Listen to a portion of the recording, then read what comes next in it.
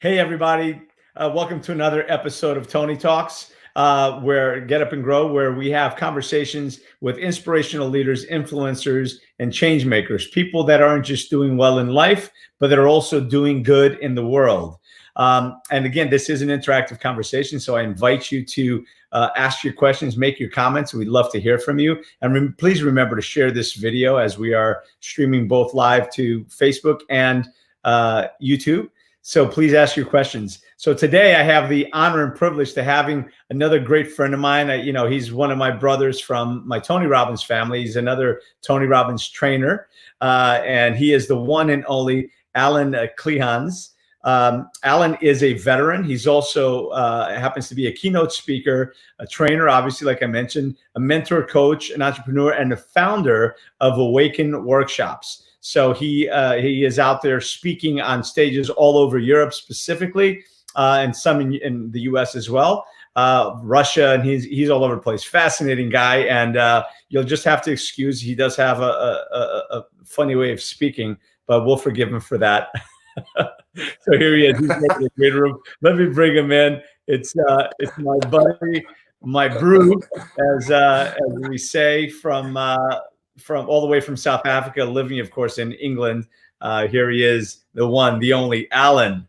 What's up, Thanks, brother? Tony. I was chuckling to myself there when you said I speak funny. Well, I tell you that all the time, so Say again. I said I tell you that all the time, so I figured might as well. Yeah, you do. Yeah. I like the way you said brew, and you've informed people what that means. Brew, which is obviously the South African version of bro. Yeah. We spell it B-R-U. Yeah, comes directly from the Afrikaans word broer, which is brother in English. Brother in Afrikaans, broer. So they shortened it to brew in South Africa, B-R-U. Nice. Well, listen, that's definitely one that I learned from you, among many other things. So welcome to the episode 70, believe it or not. So thank you for joining me. I know that it's a late one right now. It's probably 11 o'clock in England right now. Yeah. Just it's just gone 11. And thanks for having me, my man. 70. Wow, I've seen a few of your shows. You're rocky and rolling there. It's awesome. You've got some amazing guests. It's brilliant.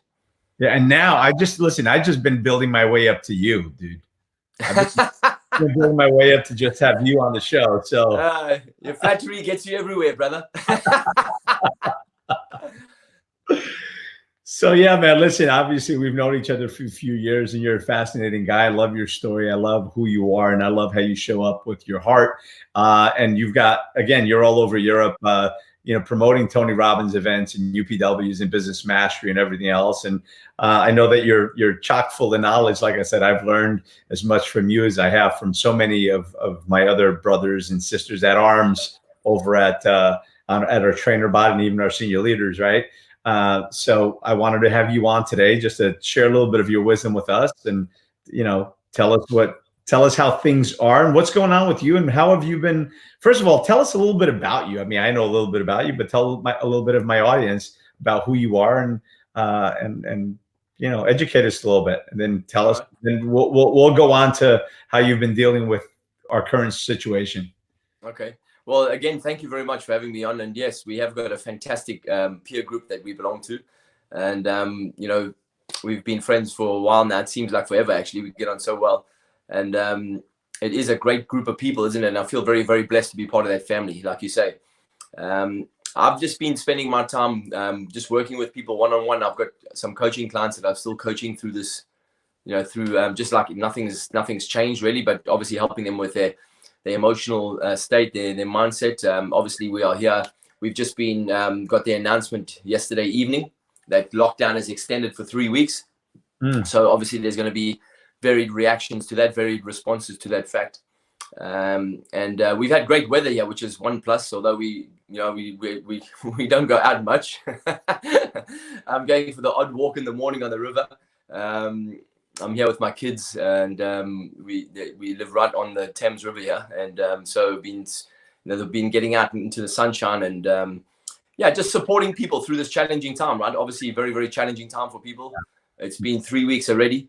Right from the very beginning. I mean, we were in San Mateo together, just at the beginning of March, right? And we were told that the UPW Tony Robbins Unleash Your Power Within was postponed, and we had to come home early.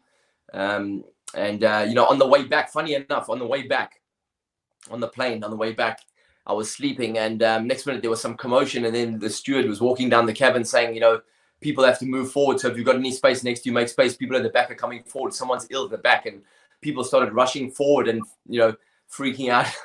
So I just went back to sleep. But to answer your question, what I do is I'm a coach, and obviously I speak all over Europe, and I promote Tony. I do the UPW previews, but I also run my own workshops, and I facilitate my own 3-day workshop, and I obviously coach, and I speak full time. I've been doing that 20 years. I'm obviously South African. I've been living in England on and off for 30 years. I've lived in California in the mid-90s. I've lived in Austria. I've lived in Moscow, in Russia in the late 90s. So I enjoy traveling around. And I love being in front of people, and I love working with people one-on-one and in groups. And I've been studying the subject of personal development and consciousness and human potential for 32 years now. And so, it's just I find people ask me all the time, how are you dealing with lockdown and what's going on? And I say, well, I'm enjoying it. I'm really enjoying it. I love uncertainty, and obviously I love the fact that I was saying this to somebody else the other day, and you probably think the same thing. I know you've spoken to a lot of great guests that we both know, and yourself too. I said to someone the other day, I said, when you're practicing and you're doing the work behind closed doors, and then a crisis shows up, you really get to step up and obviously use what you've been learning, right? And I find that that's exactly what I'm doing now for my network, for my clients, for my friends, my family. Just reassuring them that we're going to get through this, and this is a good time to use for yourself. And a lot of the interviews and the podcasts that I've been doing, and I've done quite a few online summits already, and I've been invited to a few more, and I've started all of those things saying exactly the same thing, that this is a great opportunity. Just like Napoleon Hill said, every adversity has within it the seed of an equivalent of greater benefit. The opposite of crisis is opportunity. So we've got to really look at this opportunity. And I think personally, I've been telling people this is a great opportunity for people to really raise their own individual consciousness and also collectively. And there's so much good that's come out of this already. I'm sure you've noticed it yourself already, the compassion, the kindness, the way people are connecting with each other like never before. It's ironic, isn't it, that we, just a short while ago, people were complaining about the fact that we're so connected digitally that we disconnected physically from people. We disconnected on an emotional level. Now we've had now we are disconnected and we can't see each other, but we are connecting with each other like never before, through screens. Yeah. And people are recognizing that the things they placed importance on just a few weeks ago, last month, a couple of months ago, have not got much importance. And the stuff that they've taken for granted for all of their life is now really important. Well, as they say, you never know what you've got until you lose it, right?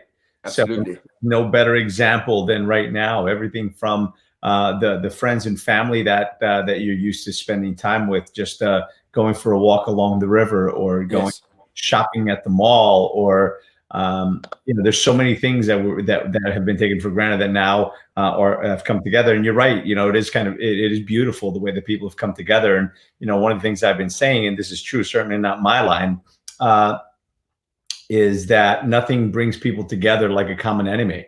And right now, the common enemy has been this COVID-19, and hopefully this will kind of like turn the corner soon, and that those that are working on the treatment, the cocktail treatment that they're coming up with, hopefully that'll come sooner than later, and I'm sure that it will. There's a lot of brilliant minds out in the world working towards the same thing. And at the end of the day, I know that we're going to come out of this stronger.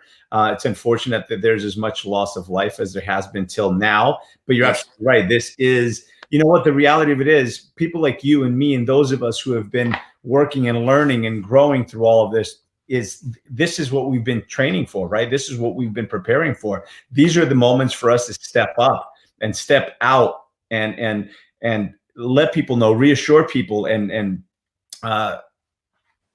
give people hope. And inspiration, and let them know that everything's going to be okay. At the end of this, the sun's going to come out. Every storm runs out of rain, and every night ends. Right. So this is all this is this is, I guess, in the biblical sense, so to speak, it's 40 days and 40 nights of rain, as it were, right? Or I don't know, that might be the wrong analogy, but I'm not a theologian or or someone who knows all. But anyway, you get what I'm saying. Yeah. Well, actually, funny enough, I have started quite a few interviews and quite a few chats like this, lives, with that very fact, that my personal belief that this is by divine design. And people say, what do you mean by that? I say, well, nothing happens by accident. Everything happens, nothing happens by accident. If you consider that everything's connected, everything's energetic, everything's molecules and atoms, we got to look at this opportunity and say, well, if this is happening for us now, what does this mean? And I think collectively, we really need to look at how we've been living. If you look at what's happened before COVID-19, there are other COVID-19s that have happened, before COVID-19 showed up. Other COVIDs, right. Yeah. COVID. So it's really, this is a chance for us to really look at how we've been living, as a species, and how we live as a human race, and what we've been doing to this earth, and what we've been doing to each other. So yeah. I say to people all the time, this is an opportunity for you to go inside and see what's coming up for you inside. People say I can't go out, and I saw this great little meme and I shared it, and it said if you can't go outside, go inside. Yeah. So it's a good opportunity to go inside every day, and that's what I've been doing every day, just doing meditations every morning, and then doing a live meditation on my private group. And it's reminding people that no matter what happens outside of us, right? We, like yourself. This is something I firmly believe. No matter what happens outside of us, if we feel disturbed inside, that's an opportunity for us to look at what's disturbing us and then go inside and say, okay, cool. What is it that I need to really come to terms with in myself? What is it that I need to find a place of centeredness within myself? Or what do I need to let go of? What I need to heal? Yeah.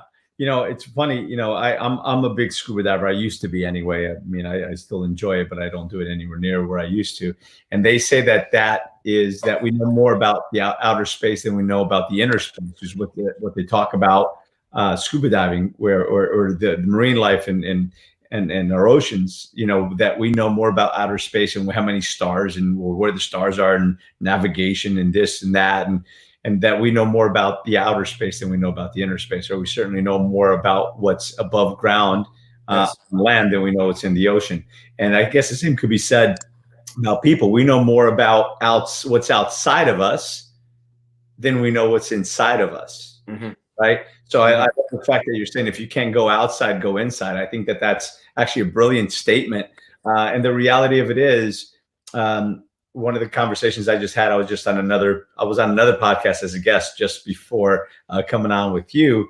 And we were talking about, and she was talking about ditch moments and how, sometimes you fall into a hole. And I said, well, sometimes when you fall, don't think about it as a fall. Maybe, there was something down there you were meant to find, right? Yes. Maybe you fell to protect you from a larger blow. And I think that, now looking at it, now this conversation that we're having, perhaps this fall that we've just had collectively as a race, as humanity, maybe there's something down here we're supposed to find. Yes. Sometimes what we're supposed to find is ourselves and the connection with ourselves. And perhaps this happened as a precursor to who knows what's going to happen, so that we can be better prepared for whatever may come later. Yeah, absolutely. Right? Absolutely. So I think it's all perspective. And one thing that I talk about a lot is perspective. And if you just take a different look, and again, I'm very sensitive to the fact that there's been a lot of loss of life. Unfortunately, that's already kind of hit home for us as well. On my wife's family side, related family members, 2 of them already passed away, as well as people that we know, young people that, a spouse of one of her coworkers and a few other people that we know that unfortunately have succumbed to this disease, to this virus. And it's terrible. There's a hell of a toll. And at the same time, what are we learning from this? Yeah, absolutely. We learn from every fall, right? As I say, and I say this all the time as part of my tagline, you'll hear it at the end of this show again today, that it's in falling down that we learn, and it's in getting up that we grow.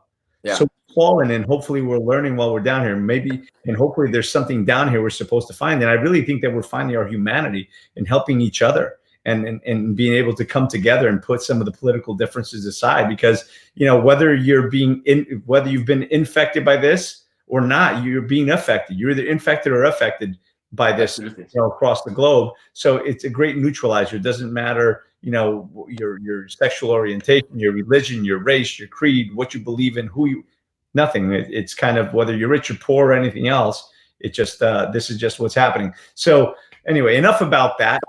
Well, first of all, let me just say that my prayers and my love goes out to you and your family for your family members.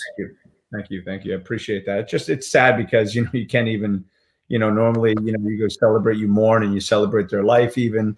And, you can't even really do much of that, Yeah. I know it's challenging for people. That is very challenging. And, I've had a couple of people say to me, well, you can't look at this through rosy-colored glasses. People are definitely dying. And I said, yes, that's true. People are passing, and it is a challenge. But we need to remember too that people are dying every single day. Before COVID-19, and 8,000 children die every single day from starvation. People are killing each other in wars, left, right, and center. It really comes down to your beliefs, I think. And that's what I've been trying to, endeavoring to do on a daily basis, to reminding people about the belief system, because it comes down to that. Personally, as I said, when I started a couple of conversations by saying this is by divine design, people say, what do you mean by that? I say, well, nothing happens by accident. Everything unfolds perfectly in this universe, and it's always expanding. And, I teach spiritual psychology, and one of the first principles of spiritual psychology is that we are divine souls having a temporary human experience. So, if you take Abraham Maslow, and he spoke about self-actualizing people, and he said self-actualizing people, they get over death very, very quickly because they don't believe that death exists. They believe in passing. They believe that we come from energy and we return to energy. So, then if that's the case, then when we look at everything that's unfolding, and everything then becomes a spiritual lesson, right? Or your life is a spiritual curriculum, and every challenge we have, no matter how dire it is or how traumatic it is, etc., it's still a challenge for us to really look inside ourselves and say, okay, cool, what do I need to do in terms of elevating my own consciousness so that I'm not disturbed by what's happening outside of me, so that I can still remain steadfast in my certainty, and so that I can serve my family and serve my community, right? And I can remain, like a solid rock in the midst of a rough sea, right? Because like you said earlier, we got to be like, there's got to be, if you can, then you got to be the voice of hope and the voice of reassurance, and you can't do that if you're all over the place inside your own mind or inside your own body emotionally.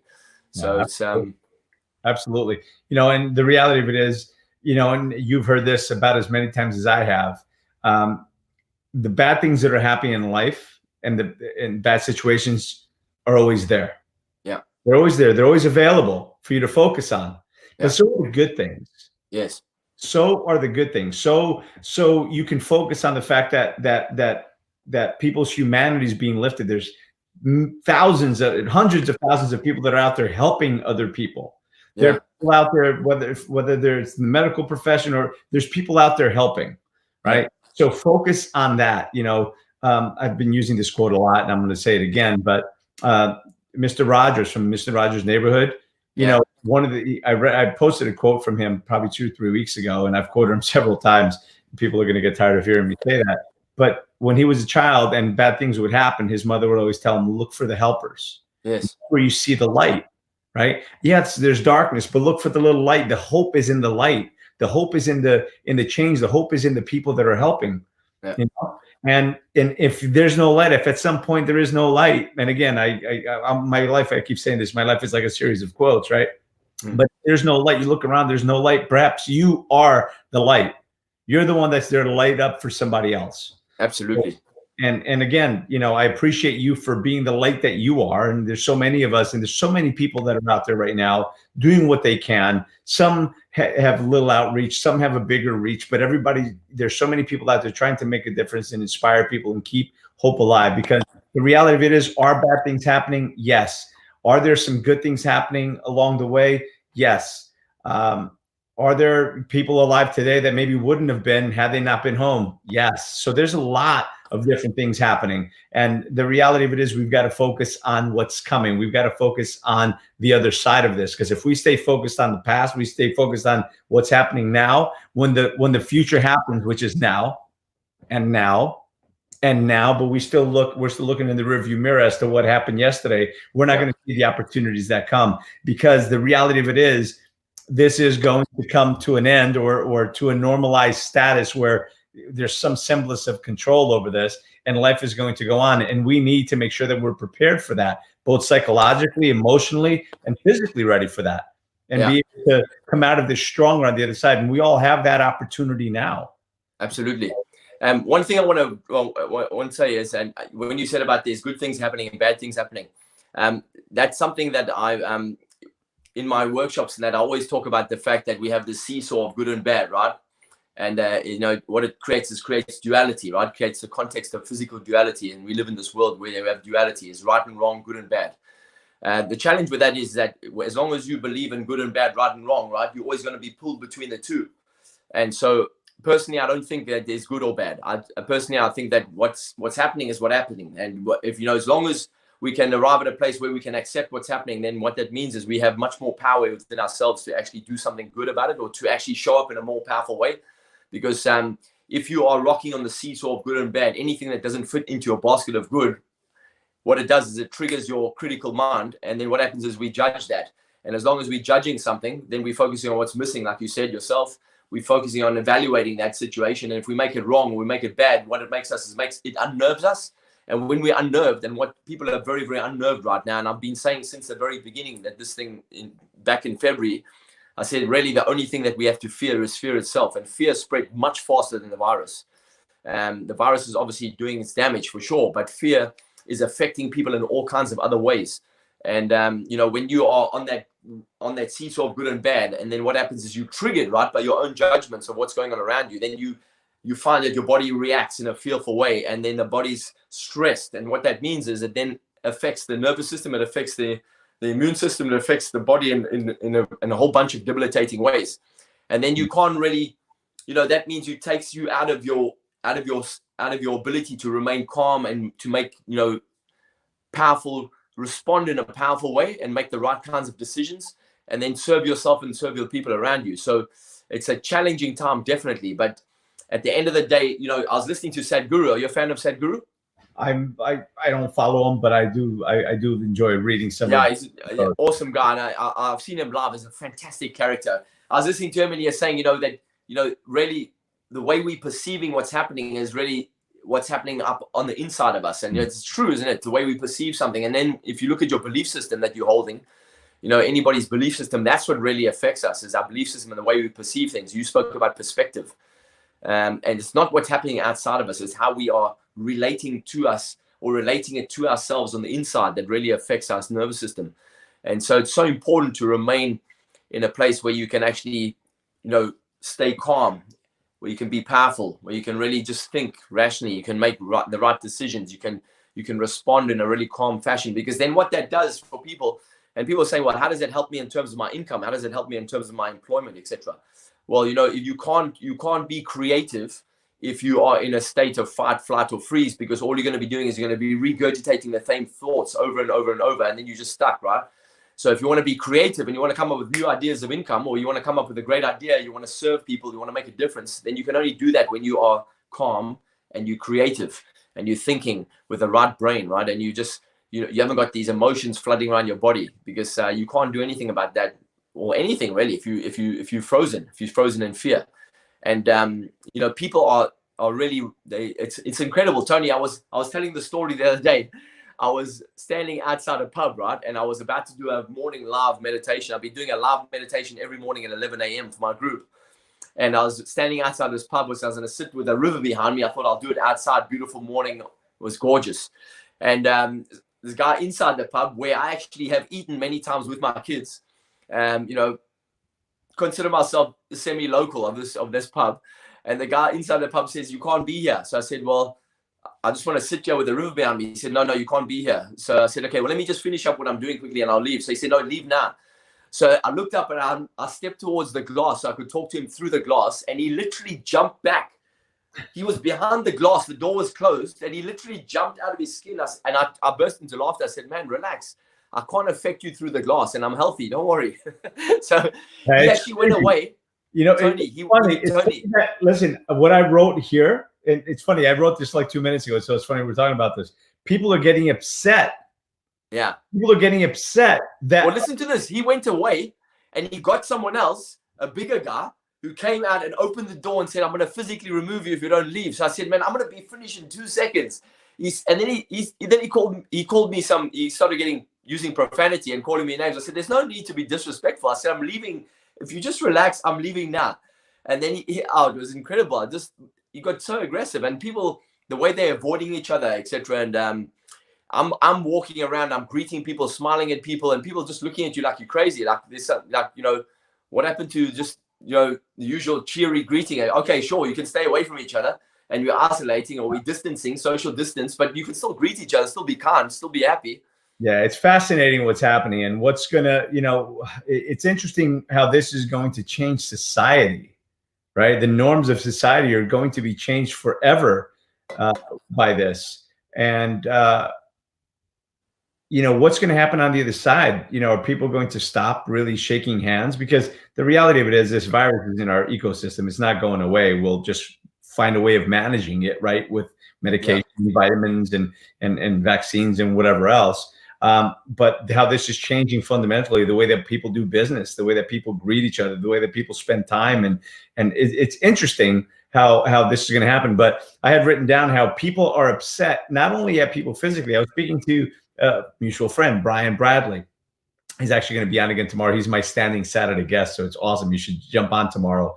And he's awesome. I love Brian. Yeah, he's awesome. So he was telling me how his kid is a soccer player in college. So nobody at the park. He just took a bag of balls and he was just kicking them into the empty net, just him and the bag of balls. And the woman, you know, pulled into the park and just sat there glaring at him. And 5 minutes later, there was a policeman there and, you know, ejected him. Right.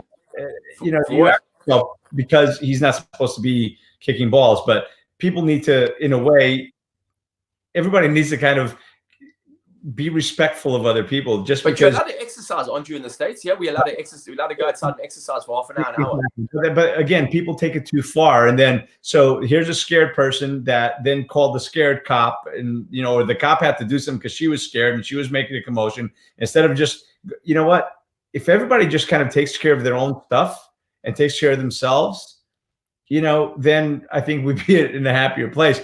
But people are actually getting upset. I'm sure there's people that are upset at me because I'm not, you know, fearful and spreading fear like everyone else is. You know, I have another friend of mine, Jason Cisneros, who, you know, in fairness, I know Jason. Yeah, he's a great dude. And, you know, he's been talking about how, you know, take this seriously, but not too seriously. And, you know, and in the beginning, maybe it was a little bit looser than that. But he had people like threatening him and saying that they hope that he gets the virus and dies. And I mean, at what point do people just kind of relax? But people are getting upset because people aren't upset. Yeah. If that makes any sense. Yeah. Yeah, it does make a lot of sense to me, because people, well, you know yourself, you know, the people that are getting upset, they get upset for other things too. Before COVID-19, they were still getting upset for other stuff. They need to go inside. This is what we're talking about. Instead of going on the outside and criticizing and pointing people out and making a commotion, they need to really, those are the people that need to kind of go inside and assess, why is it that I'm getting so angry? Why am I getting so triggered? Yeah.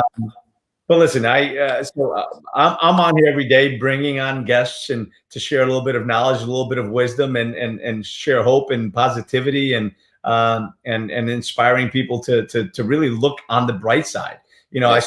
I started a group on Facebook a couple of years ago called On the Bright Side. You've always got to look on the bright side of things. Absolutely. There's always, it just brings that song straight to my mind. That's it. Always look on the bright side of life. But you know, it's so important though. You know, that's the thing that, you know, and I guess it's easy for people like us because we just done a lot of this kind of work. But I mean, you know, studying this for 32 years, it's so important to be happy, to just stay centered, to stay calm, grounded, you know, just to be happy. And that's what doing the inner work gives you. You know, it just gives you that ability to just go inside and stay centered and calm and be happy. And being happy or staying in a state of love. You know, when we do the meditation every morning, I get the group into a state of unconditional love, and we send it out to the world. We send it out to everybody on the front line. We send it out to everybody who needs it. And that emotion of love and happiness is so important, because what it does is it actually gives your body the most optimum feeling of energy. You know, it gives your body the most optimum opportunity to really work properly at its optimum. And that's when you are, you know, and I use this term, you know, tongue in cheek almost, but bulletproof. You know what I mean? Because your body's, you know, you're healthy. You know, if you look after yourself, if you are healthy and you eat well and you exercise regularly, etc., and you know, then really the next area is you got to really look after your emotional state and being happy and being in a really, in a centered, calm state where you get underneath the noise of the mind. And this is the thing that people are finding out now. I said this a few weeks ago. I said, when lockdown started, I said, what people are going to find out is they're going to find out that especially if they're at home alone, they're going to find out that they don't really enjoy their own company. Or if they're in lockdown with people that they've been in a relationship for a long period of time, they're going to discover that they don't really know that person because they've been passing each other in the passage, or they've been passing each other in the morning while they've been having coffee before they left for work, and then coming home and having dinner and then going to bed, but not really connecting. Now they're in lockdown, so now they're going to have to get to know themselves and each other properly. So and hopefully that turns out to be a very good thing. He makes a comment here. First he had said before, yes, become the light. Now he says people are also quite selfish. We live in a selfish world and we're so used to it. It's funny. The one thing about that comment, Munif, that could be both sides of what I was talking about could use that, because you could say that people are selfish and trying to impose their beliefs on someone else or their values on someone else. Or that same person could look at the person that's out there kicking a soccer ball or trying to walk on the river and say that they're selfish but you're right. I think it's time for people to really look after themselves and each other in a loving way, as opposed to in a critical way and making more noise in not a good way. But yeah, I agree with that, Munif, and I hope that this actually brings us a little bit closer and it makes us all a little less selfish. And then our other brother here, Anthony Pinto, Allan and Tony. What's up, brothers? Miss you, fellas. Hey, Anthony. Wisdom. What's up, Anthony? Good to see you, brother. Miss you, my man. Sending you lots of love, you and your boy, Anthony.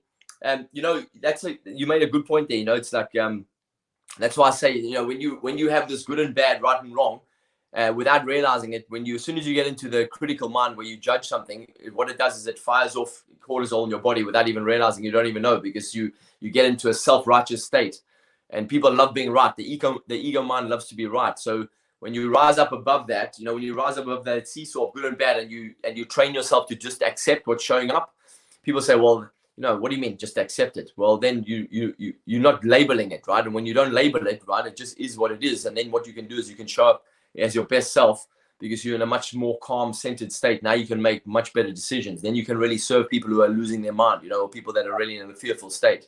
Without a doubt, you should never make any important decision at the peak of any emotion, high or low. That is very, very true.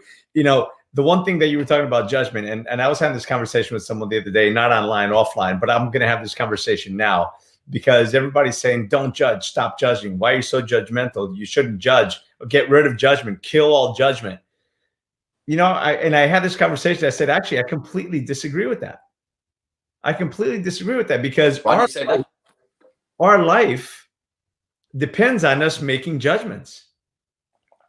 Making a judgment on whether you should eat this or eat that, whether you should go here or go there, whether you should take this risk or that. We're making judgments along the way. Now, I'm not saying to be a judgmental person and look at somebody and critique them and be judgmental in that way, but think about it. But isn't what you're describing, isn't that more about evaluation or decision making rather than judgment? It could be. Let me ask you a question. You were in the military. Didn't you have to make quick judgments on something when you're in the battlefield? Now, we're not on the battlefield, but nevertheless, we still have to make judgment calls. In business, we have to make judgment calls, and you may say that they're calculated decisions. That's definitely a different type of decision making process. Yeah, for sure. Right. I'm talking about when you were describing the ladies judging your mate's friend, kicking the soccer balls, and she gets in her own head. She's suddenly in a fearful state. She calls the policeman. Oh no. I get it. So there's different levels of judgment, and I just want to make sure, because the reason I say that is because judgment. Maybe let me rephrase that. Judgment is lumped up into one thing right now. And I guess what I'm trying to say, it's not just one thing. We've got to make the right judgment. We got to make the right decision. And sometimes it's just a judgment call. Should I do this or should I do that? Should I say this or should I say that? It's a judgment call. If I do this, it could be considered a judgment call. Should I eat this or should I eat that? Should I go into that dark cave in the middle of the night, or maybe I shouldn't? That's a judgment call, right? Hey, those guys look like they're a couple of thugs. And I'm not saying that they are, and I'm not saying that you should call them that, but you make a judgment, whether you're saying it or not. You're making a judgment whether you're going to go that way or you're going to go that way, whether you're going to stay on this side of the street or that side of the street. And I'm not saying it's being judgmental. I'm saying that we make judgments all the time. Every day we're making judgments or decisions, and this could be a judgment. So we are. I just want to bring awareness to that judgment thing, because just like people attack ego, oh, you got to kill your ego. No, hell, you do. Your ego is part of you. You gotta tame it. That's all. You gotta make it. You can't let ego drive the bus. But you know, people say ego's the enemy. You got to kill the ego. No, you don't. Please don't kill the ego. The ego. You don't want to cut a piece of yourself off. It's like saying, you know what? I hate my right leg. Screw this right leg, and I'm gonna cut it off. Well, congratulations. Right? So you know, about you talking about judgment. That again, but it's coming back to your belief system, right? It really depends on what you believe. That's going to affect your judgment call, your judgment decision-making process. And then it comes back to your identity. I mean, who do you believe you really are? I mean, you know, people. That's why I love, you know, when I mentioned Abraham Maslow earlier and talked about self-actualizing people. When you talk about spiritual principles of spiritual psychology, you know, if you like. I mean, I firmly believe that we are souls having a temporary human experience. Love it. I love that. The nature of life is love. Yeah. You can call it the nature of God, the nature of life, the nature of the universe is love. And the highest form of love is acceptance or unconditional love with zero judgment. In terms of, when I say judgment, where you put someone else below your position and you put yourself above them, or you make them wrong. Because when you make someone wrong, thinking that you're right, what you're doing is you're on that seesaw, right? And so then you're at the mercy of what other people do. And then that's why people say, I'm upset because she did that. I'm upset because he's kicking soccer balls into a net, right? I'm upset because they're walking too close to me, you know. And then what you do is you've got zero control of how you feel. So it comes down to your belief system. Like, what do you really believe, right? So and then who are you? What's the core of your identity? And that makes the difference, right? What kind of decision-making process are you going through? Or are you deciding based on your fear, or are you deciding based on your fact that you actually, you know what, you've got rock solid certainty and everything's perfect the way it is. It's all unfolding perfectly. You know, life is happening for me, not to me. Yeah, it's almost like that scarcity and abundance conversation in a way. Absolutely. You know, Danielle, actually, I had a thought and it escaped me because I was focused on this. Danielle asks, that was a goal statement, Tony. Please repeat it. Don't judge yourself badly. Judge yourself with love. I'm not 100% sure what statement leading up to that. We'll replay this. This is, by the way, is recorded, and this is streaming live on YouTube and on Facebook. And I'll take this opportunity to just ask you to go on YouTube and subscribe to the channel. It'd be awesome. And tag your friends. Anyone that you know need to that if you're getting value from this, tag your friends. Share this to your thread. Share this to your post. Share this with other people. Hey, Dana's on YouTube. Awesome. So share this with other people because there's other people that need to hear this. So we were talking about judgment, ego, and then I had another thought and it escaped me when I read. I'm sure it'll come back to you. Yeah, when I read this. So then Danielle said, I want to get that again. All right. Well, again, if I don't come back to it, it's on replay. So you can always watch it again. Munif says he gets it. Amen. And Danielle just said, yeah, I'll do the replay. Awesome. Then, you know what? Come back and repost it in the comments because, like I said, half the time things I say escape me shortly after I say them. So, yeah, it's so important to really, you know, just understand and be respectful of everybody, you know. And I think that you're right, because when you say that that woman judging is making a judgment, I think you're right. And one of the things that I've learned as well, and I used to say that the purpose of life or the goal of life is to be happy. And while I still believe that,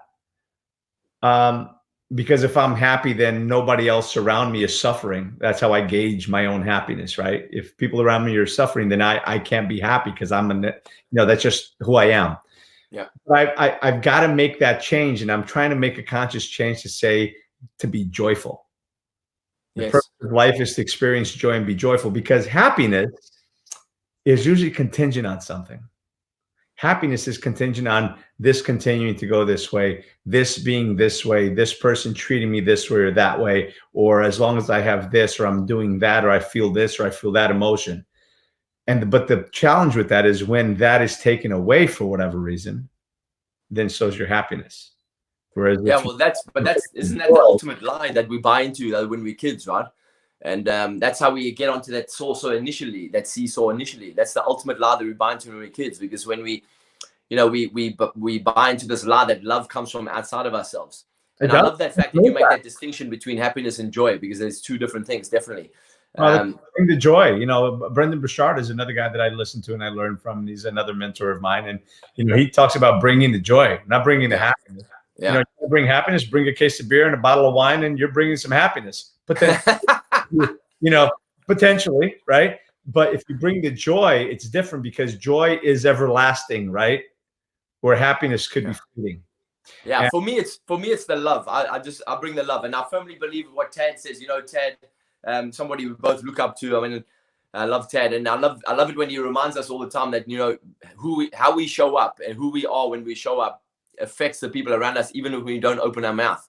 Yeah. And the most powerful energy is love. That's my firm belief. Is that the universe, it's the language of the universe is unconditional love. So when you show up in that state of love, and then you bring the joy, like you say, and you've got a smile on your face, and you're just seeing the innocence and everything, and just there to really just be love and spread love, and just that really affects people energetically, because if you take we energetic beings, right? And when we're in that state, our energetic aura spreads like 12 feet in all directions. Someone standing inside your 12 feet, inside that 12 foot circumference, they're affected by how you're feeling. Yeah. I couldn't agree more. Bottom line, you walk into a room and you're either going to affect the energy in the room or be affected by the energy in the room, right? Absolutely. You all walked into a room and it feels great. And we've all walked into a room and says, "Holy shit!" It feels like, I got chills, right? Because the energy is so negative. But I say it all the time: everybody makes somebody smile. Some people smile when you walk. Sometimes you make people smile when you walk into the room, and then there's other people that make you smile when they leave the room. So we all make somebody smile. So Dana says, "I like his laugh. That made me happy." So there you go. Dana. Thank you, Dana. So Manif says, "Awesome work, guys. I use some of your work, Tony, to motivate my staff at work." Oh, thanks, brother. I appreciate that. Awesome. I lead more than 40 people. Your teachings help me spread happiness and growth. Then Munif, thanks, man. That I appreciate that. That's awesome. Thank you for that. I really, really appreciate that. I appreciate you. But you got to love yourself first before you can love another. This is true, because this is a conversation, and I say this all the time. A lot of the talks that I wind up giving, a lot of the stories that I say in parables that I use are stories that I've experienced with my mother. And my parents lived back in Portugal. I was born in Portugal originally. I came to the States when I was a kid, and my parents retired back there many years ago. And I called her around Valentine's Day. She was upset because this whole thing was already happening, and they already knew that they weren't going to be able to come visit. And actually, this was just before that. And she was depressed and this. I said, "Mom, listen, focus on the fact that you're going to be here in 45 days. Don't focus on the fact that you haven't been here for the last 6 months and that you miss the kids and you miss us. Don't focus on that. Focus on the fact that, tomorrow will be 44 days, and then it'll be 43 days. And unfortunately that changed right now. Not really sure when that's going to change. But she's crying. And I said, "Listen, Mom, the best thing you can do for us, and the best thing you can do for our children, for your grandchildren, is to love yourself more." Because if you love yourself more, then there's more of you to love. You're going to be able to accept the love that we give you much more, much deeper. Right? If you love yourself more, then you can accept love in a much deeper way, and you can give love in a much deeper way. Because the reality of it is, you could only love someone as deeply as you love yourself. Now, or as deeply as you're able to receive love too. Right. Well, that's probably more accurate. I mean, she loves, she's got a huge heart, and she loves, very profoundly. But I said, but you know what? In order for you to accept the love that we give back, you need to love yourself. Actually, the reality isn't that you can only love as deeply as you love yourself. No, you can only receive love as deeply as you love yourself. Because I can tell you I love you, and you'll feel good for a minute, superficial, but it won't go down deep enough to be lasting. right? Because you don't love yourself deeply, perhaps. And that's one of the challenges that I was working through her. So yeah, Muni, spot on. You do have and you know, Tony, let me add something to that. What I've always taught, and I've taught this to my kids, and I've taught this to you know, loads of people. You know, I've mentioned this when we cover this in my workshop. When someone says "I love you," most people are trained to say "I love you" too. And you know, and I've always, when someone says "I love you," you should always just say "Thank you. I received that. Thank you so much," and just receive that. And you know, if you're in an intimate relationship with someone and they say "I love you" and you say "Thank you," and they look at you a bit weird and say, and you say, I've had that experience myself, and I've said, "Are you expecting me to say I love you too?" And they say, "Yeah." And I say, "Well, I'll say that to you when it feels authentic in the moment, right? But I just want to receive your gift now and just really take it in, you know." And people just find that a bit weird. I've taught that to my kids. If you say "I love you," you should say "Thank you so much. I appreciate that." And then later on, if you want to say "I love you" back, you know, then you say it in the moment, right? It's spontaneous, it's authentic, it's powerful. Yeah. But that's a very good point about learning to, I mean, having to love yourself. I mean, you know, it's something that I had to train myself to do for a long period of time, you know, and it's something that I cover in you know, it's something that I focus a lot on in my coaching and in my workshops. It's like really just about authentic self-love, because when we're kids, we get trained to believe, we get through experience, through punishment and reward, through good and bad seesaw. We learn unconsciously this false premise that love comes from someone else, and when we're not doing the right thing, if we're not being good kids, love is withheld. And so then what we do is we learn to do things to get love, and that's where all the problems come in. Yeah. So really practicing self-love, authentic self-love, and forgiving yourself, and just accepting who you are is a powerful thing to do. So important. By the way, just for the record, I said I love you before and I didn't get it back. And, you know, I'm just saying, I'm going to cry after. Nice. I'm an excellent receiver, and I'll give it back to you. Yeah, brother. I appreciate you. So Dana's funny. She's saying she's trying she's trying not to have more of her to love during this staycation. That's funny. Yeah. So, and then she says that she likes that. So, I mean, it's so important just to be able to connect with yourself at a deeper level and really appreciate yourself. And what you said is so important, is forgiving, you know, the forgiveness and the ability to forgive others. And I tell people all the time, you know, it's okay to be angry. It's just not okay to hang on to things, to harbor that. And we're not going to get into a whole forgiveness thing, because that could take another half hour, and I want to be respectful. Yeah, no, that can take a while. Yeah, but yeah, you're right. It's good. It's important to feel the emotion that you need to feel, but just let it go, right? And just ask what the lesson is. And coming back to what I said just now, if you're feeling angry and something's disturbed your inner peace, then it's a good chance for you to look. Just like Oprah Winfrey said. Yes. When Oprah said, the true meaning of forgiveness is saying thank you for the experience. Yeah. And, you know, it's another way to say that is to say when you rise to the level of understanding, there is no need for forgiveness. It's so easy to let go when you understand, and that means you've actually stepped in the other person's shoes and you see it from their perspective. Then you recognize that they had reasons, and there's always a reason for everything. You don't need to hold on to anything. Right. It doesn't make them right, but yeah, absolutely. No, it doesn't. No, but everyone's doing the best they can based on their level of consciousness. Absolutely. So, and one thing that I want to touch on, because emotions are such a strong thing, and I've touched on them throughout the last week or two with other guests, but it's so important to remember that. And you said this, and this is so true, that when an emotion comes, just feel it. And I was having this conversation. If you go back and listen to the show that I was at 4 o'clock just before coming on with you, we were talking about that, and I was talking about how it's okay to feel whatever feelings come up. Feelings are just an indicator that you need to focus and put attention on something.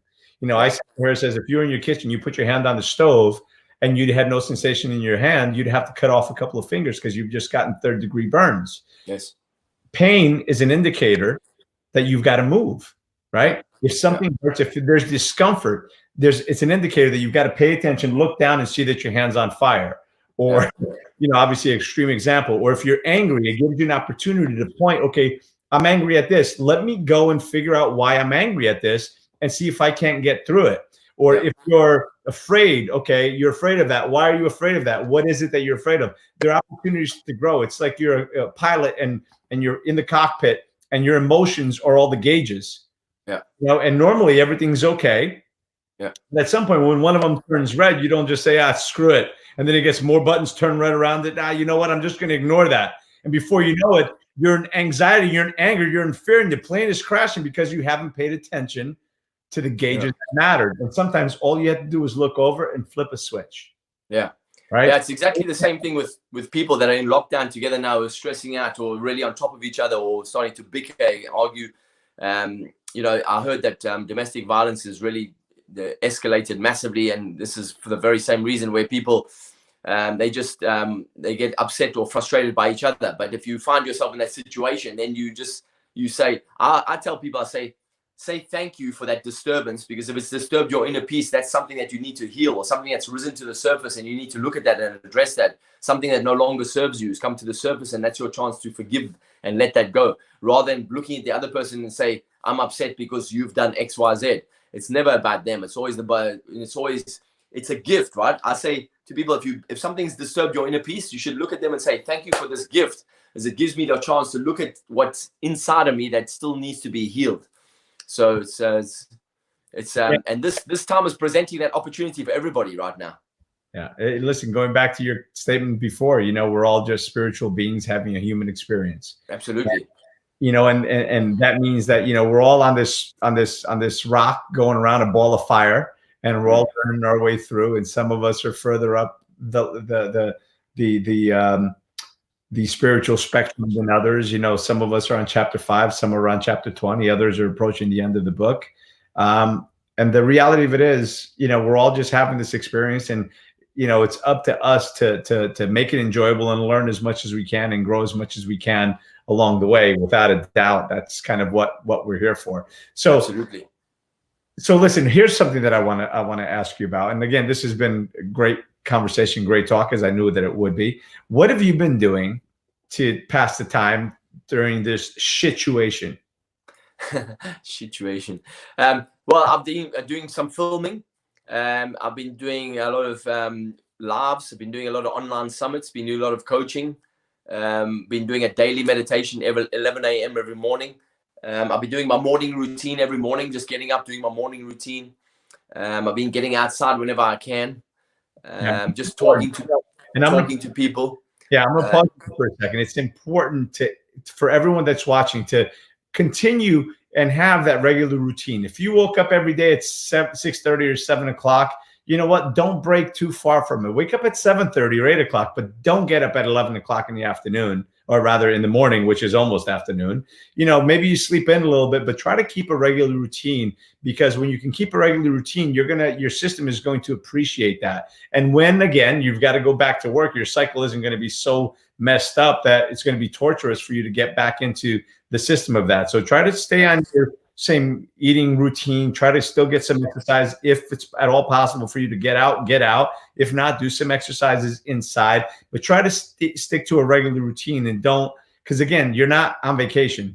The reality of it is we're not on vacation, even though I forget what the name of the comedian is. I posted this meme the other day, and I'll post it in here as well. Matter of fact, Dana, if you know the one I'm talking about, I think I posted it the other day. It's a guy, he's kind of looking like this. You're like, you wanted that weekend to last forever. How's it working out for you now? Right? Because we're all going to be stuck in this Groundhog Day of every day's the same thing. But I would just encourage everybody to focus on what's good and keep that routine. So continue. You're still doing your morning routine. Yeah. Well, you got to, like you say, you got to take care of your body, your mind, and your spirit, my man. So you got to do. I'm still doing my morning routine. I can't get to the gym, which I'm missing terribly. But I'm still doing my exercises every morning. I'm doing my meditation in the morning, doing my stretching, doing my press ups, doing my jumping squats, still doing it, just going and then speaking to people, doing my coaching, doing some filming, doing some online summits. I've got a couple of online summits coming up. I've got a couple of webinars coming up in Romania. I've got an online summit that's going to be beamed out internationally from actually organized by a friend of mine in South Africa. So I'm looking forward to that. I'm really enjoying this time, actually, because I'm just doing what I normally do, which is connecting with people. I'm missing the physical contact. Connection is something I really value.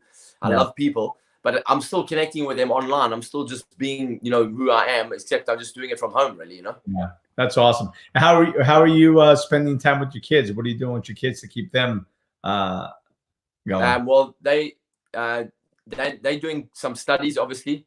They spend they do a bit of gaming online, etc. We watch movies, we play games. We have dinner. We've just had dinner together earlier. Yeah, we go. They've been on a couple of bike rides. We've been riding skateboards in the road outside here. Yeah,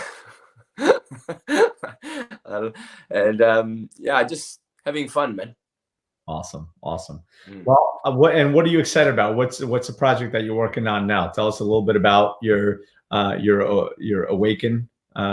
Yeah, I'm excited. Well, I'm excited about doing these online summits that I got coming up. I'm excited about my Awaken workshop. As soon as we get out of lockdown, I'll be doing one of those. I'll be excited about that. I've got some good speaking gigs lined up in the future when we get back to that time too. I'm excited about. I'm going to be obviously getting involved in my book, so I'm going to be doing some writing. I'm doing some writing, and yeah, it's listen. You know what? Someone said to me at the beginning of the year, Tony, I said, what are your goals for 2020? I said, really, this year I've got no goals. This year my goal is to just be present, to stay centered, and to just be in the moment as often as I can and really show up in the moment in a very powerful way, centered and present. And so I've got this opportunity to do it now, right? Somebody says, how's that working out for you? I say, perfect.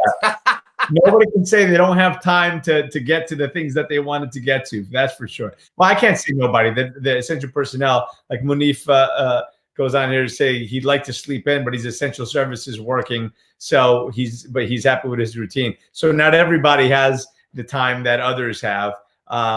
Let's see. Dana says she disagrees. She thinks that you should alter your daily routine so you're not living Groundhog's Day. Yes, alter it in a way in how you do things. But I would still say get up reasonably at the same time, try to have your meals more or less at the same time. So you're not, having too much of a shock when you get back to the routine that you want. That's what I'm talking about. I don't mean doing the same exact thing and eating the same exact thing and doing it exactly the same way. We don't really mean that. And she says, I so miss human touch. Yeah, I know. It's crazy, right? The little things that we take for granted. Hey, well, one thing, can I say something about that? Because today I was talking about that too on my live, and saying people, especially people at home alone, and I love hugging people, right? I love hugs. Hugs are therapeutic. They're very calming. It's just a beautiful thing to do, especially a heart-to-heart hug. And I always tell people, yourself, Tony, I like to hug for 10 seconds at least, right? And people say, well, I'm missing the hugs. But you know what? You got two arms, wrap them around yourself and just give yourself a hug regularly throughout the day, 3, 4, 5, 6, 7, 8 times a day. And you can hug yourself and just say, you know what? I got you. Everything's going to be cool. Because that touch, that physical touch, and just imagine hugging yourself, or just imagine you hugging your inner child. It's a very powerful thing to do. Awesome. All right. So where can we find this fabulous Allan Kleynhans? Where can people find you? You find me here on Facebook, my man. I'm connected to you. If people want to come in the Awaken Soul and meditate with me, 11 a.m. London time, which is a little bit early for some people in the States, depending on where you are, which state. Yeah, I saw you this morning. But if you get up early, you can meet me there. What's the website to go to, or they just find you on Facebook? Yeah, they can. I've got a website, allanspeaks.com. Allan is ALLAN. Allan Speaks. Yeah. Excellent. ALLAN. You're Allan Kleynhans. Let's just write. Yeah, Kleynhans is probably an easier way for you to say it, my man. Yeah, sorry, bro. I know. I say to people, if you can say Calvin Klein, then you can say my name, Calvin Kleynhans. At Allan Kleynhans. It is. I think twice before I write your name, because I'm like, wait, it's not Kleynhans. It's yeah. So yeah, there's like extra letters in here. Did I get it right? I did. Ha! Right? Yeah, I think I got it right. So yeah, find him on Instagram. You can also find me on Instagram at Tony Rodriguez with an S. That's Tony Rodriguez with an S 2.0 on Instagram. And any final words, by the way, so before I wrap up? Yeah, everything's always on the way. Nothing's ever in the way. This will pass. How are you going to come out of it? Are you going to come out of this with post-traumatic growth or post-traumatic stress? Awesome. I love it. I love it. So don't go away. We'll chat in a second. So everyone, thank you so much for watching today. I appreciate your support today and every single day. Thank you for sharing this video. And I'd appreciate if you check us out also on YouTube at #GetUpNGrow. Please subscribe to the channel, share it with your friends. For those who don't have Facebook, you can certainly send out the link to the YouTube channel. I appreciate all of you. Thank you for watching and supporting me each and every day, and for your comments and coming on here live and watching us live. And remember, my friends, that in life, it is not about how many times you fall. It's about getting up after every fall. So if you fall down 7 times, you get up 8. And remember that it's in falling down that you learn. It's in getting up that you grow. And every single time you fall, you have the opportunity to get up and grow. I appreciate you, my friends. Thank you for watching, and I will see you again tomorrow, which I have the fabulous Brian Bradley again teaching us his Egoscue method and some more exercises to help you get out of pain. Again, I appreciate you, and I will see you guys tomorrow. Thanks, Tony.